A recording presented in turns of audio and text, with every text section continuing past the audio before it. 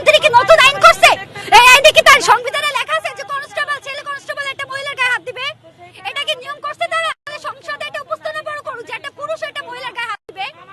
কেন দিবে? আমরা এখানে আন্দোলন করতেছি, এটা আমাদের টার্নিং পয়েন্ট, মিরপুর 10 এর মধ্যে এটা টার্নিং পয়েন্ট। দ্যাটস ওয়াই এখানে আমরা আন্দোলন করতেছি।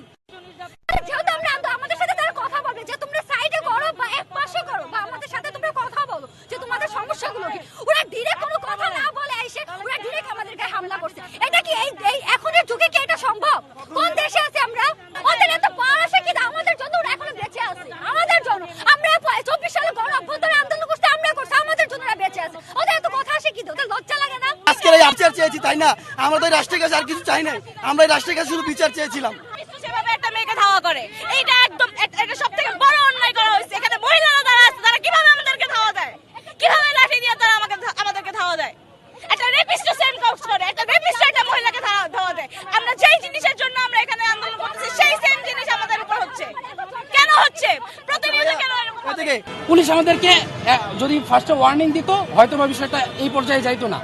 পুলিশ ভাইরা তাদের দায়িত্ব ঠিকই পালন করছে। এখানে আপনারা দেখছেন 2 ঘন্টা যাবত মিছিল হয়েছে, সুন্দরভাবে হয়েছে, পুলিশ ভাইরা কোনো বাধা দেয় নাই। তাহলে পরে কেন বাধা দিতে আসছে? কারণটা হচ্ছে কিছু ছেলেরা এখানে পরবর্তীতে এসে রাস্তা ব্লক করতে চাইছে। তো আমাদের যারা মানে এখানে স্লোগান দিতেছিল তারা তাদেরকে একত্রিত করতে চাইছে, পারে নাই।